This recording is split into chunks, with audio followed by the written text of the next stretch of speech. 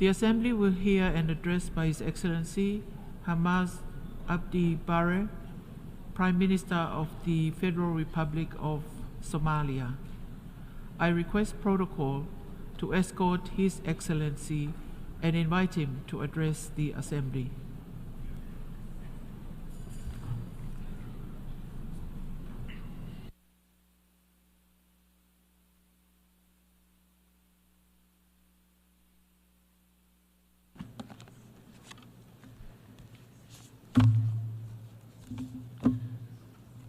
Bismillah ar-Rahman ar-Rahim. Your Excellency Philemon Yang, President of the 79th session of the United Nations General Assembly, Excellencies, Heads of State and Government, distinguished guests, distinguished representatives, ladies and gentlemen, Assalamu alaikum wa rahmatullahi wa barakatuh.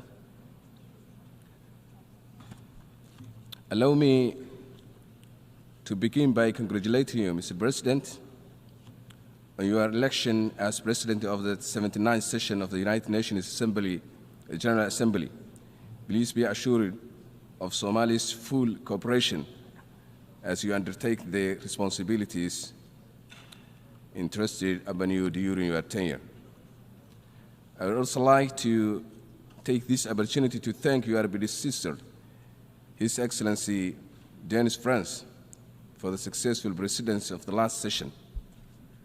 Mr. President, this session of the General Assembly convenes amid a rising number of global challenges, from escalating transnational conflicts and humanitarian crises to the existential threats of climate change and growing economic inequalities. This resonates profoundly for our theme of this year, leaving no one behind, acting together for the advancement of peace, sustainable development, and human dignity for present and future generations. In the spirit of our unity and shared responsibility, we must confront the persistent and escalating conflicts that continue to cause immense human suffering and destabilize entire regions. Today, we are facing with crises that test our collective conscience and our commitment to peace. In Sudan, the conflict has escalated into a severe humanitarian crisis, displacing millions and ravaging communities. Civilians endure indiscriminate violence and widespread gender-based assaults. We urgently call for immediate cessation of hostilities, the protection of civilians, and adherence to the international humanitarian law. It is crucial to ensure safe, unrestricted access for humanitarian aid and to foster inclusive dialogue that respects the rights and aspirations of all Sudanese people. In Gaza, the situation has reached catastrophic levels, driven by the persistent blockade and relentless cycles of violence that have created one of the most severe humanitarian disasters of our time. Despite the senseless killing of tens of thousands of men, women, and children since last October, over 2 million Palestinians are trapped in open-air prison, where access to basic goods, services, and medical care is severely restricted. Children in Gaza have particularly suffered the most, with the many enduring unimaginable trauma, malnutrition, and lack of access to education and health care. They live under constant fear as their homes, schools, and hospitals are repeatedly targeted and destroyed. The ongoing conflict has not only destroyed the physical infrastructure of Gaza, but also crushed the hopes of entire generation. The world cannot continue to turn a blind eye on this gross injustice and the continuous violations of international law by the Israeli government. We call on the international community to take immediate and decisive action to reinforce an unconditional ceasefire, to lift the inhuman blockade, and to recommit to a political process that ensures a just and lasting peace based on the two-state solution, thereby restoring the rights, dignity, and future for Palestinian people. In Ukraine, the war now in its third year has inflicted a devastating toll on civilians, destroying homes and critical infrastructure and leaving millions without essential services. The legacy of trauma and displacement will affect generations.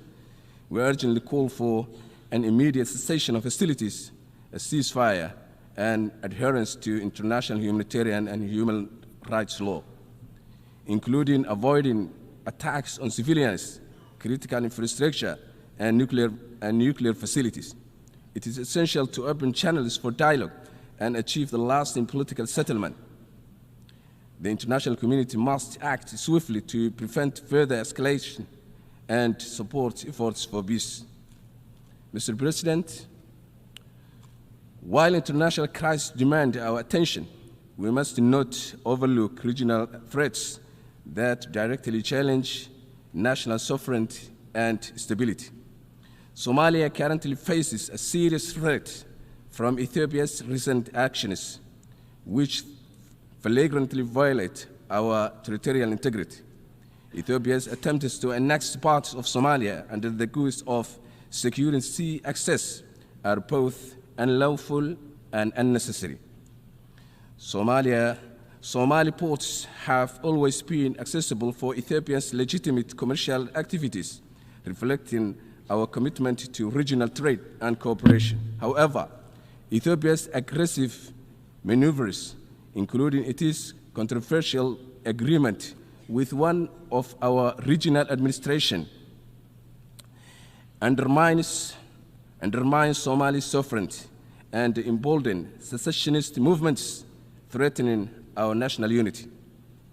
These actions not only sow division at the time when Somalia is striving for peace and cohesion, but also serve as propaganda for terrorist groups like Al-Shabaab, who exploit Ethiopia's provocations to recruit and radicalize vulnerable individuals.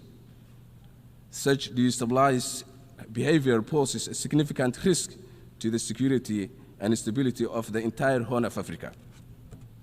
Somalia asserts its sovereign rights to defend its territorial integrity and calls on Ethiopia to cease its provocations and adhere to the international law.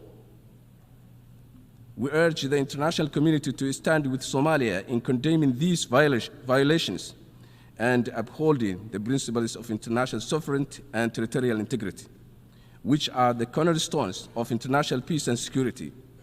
Regional stability depends on mutual respect for these principles, and Ethiopia must be held accountable for actions that threaten to destabilize the Horn of Africa. Mr. President, while the conflict may capture the headlines, we must not lose sight of other pressing global challenges that demand our immediate attention and collective action. Somalia's experience underscores the importance of sustainable funding for peacekeeping. For over 15 years, we have hosted key African Union missions like AMISOM and ATMIS, which have been critical in countering Al-Shabaab and supporting state building. As a new mission, AUSM takes over with a focus of counterterrorism and capacity building. Its success depends on reliable funding. Peacekeeping is about creating lasting stability, not just maintaining peace, and we urge the international community to support innovative funding solutions to ensure these missions fulfill their vital roles. Mr. President, climate change is a global crisis that touches every life and every community.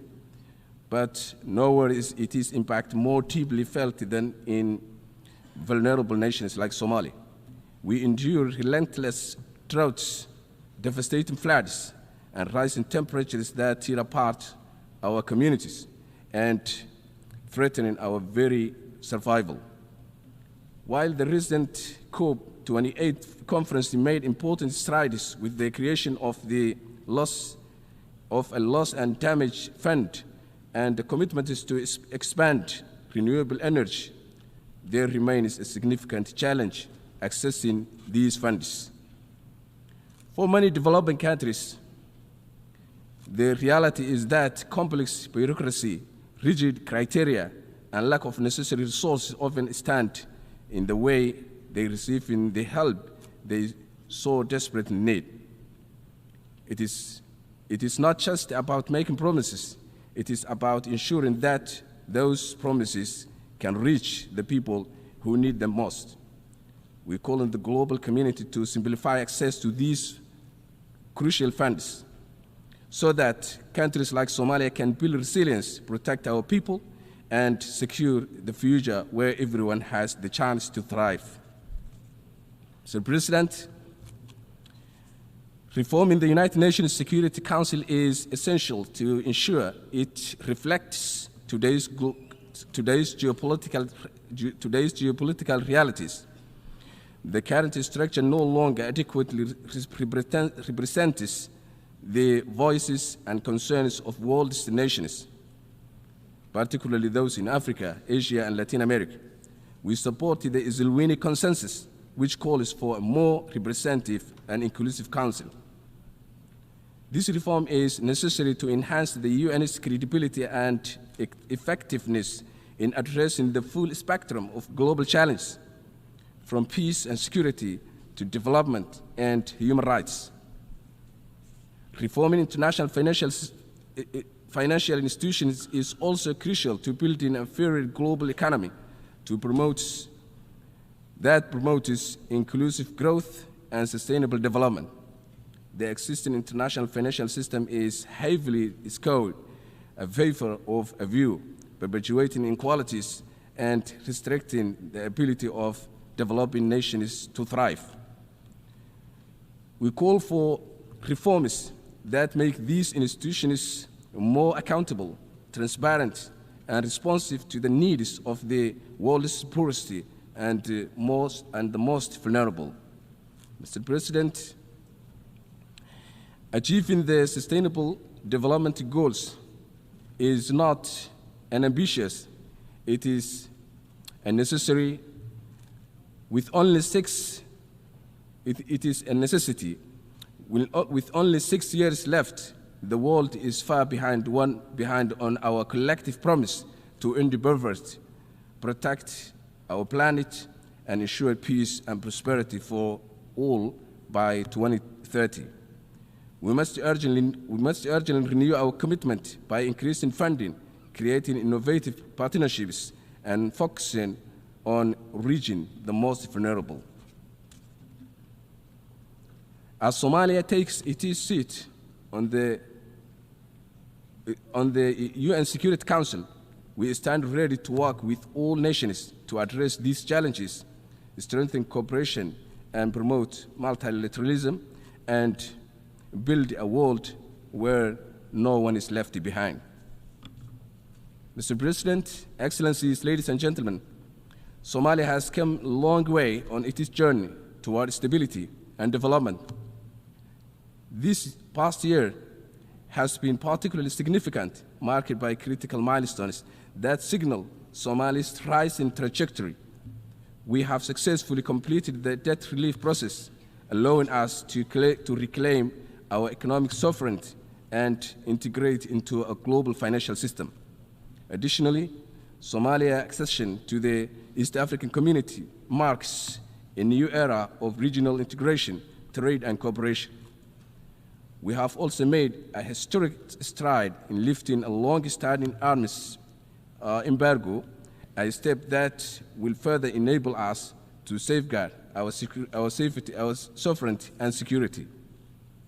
Security is fundamental to development, and Somalia has prioritized to prioritize the fight against terrorism with remarkable success. In the past 2 years, our national security forces have reclaimed more than 2/3 of the territory that was once under the control of a Al-Shabaab terrorist group, significantly diminishing their operational capability. Mr. President, with marked progress in governance, democratization, and political stability, Somalia stands on the brink of significant economic growth, with vast untapped resources and strategic location along major maritime trade routes. Our arable land offers great potential for agricultural protection, and our livestock sector is already among the strongest globally. We also have one of Africa's highest potentials for renewable energy, particularly on onshore wind power. And our extensive coastline provides rich opportunity for sustainable fishing and other sectors of blue economy.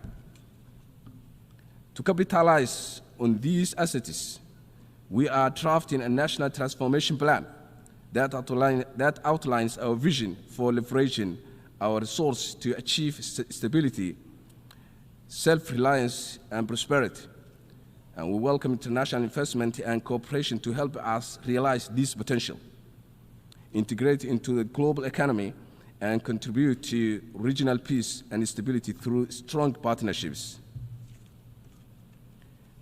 Mr. President, as we look ahead, Somalia is determined to be defined not by the hardships of its past, but by the possibilities of its future. Let us act now to build a future where every nation, every community, and every person can thrive in dignity and peace. I thank you for your attention.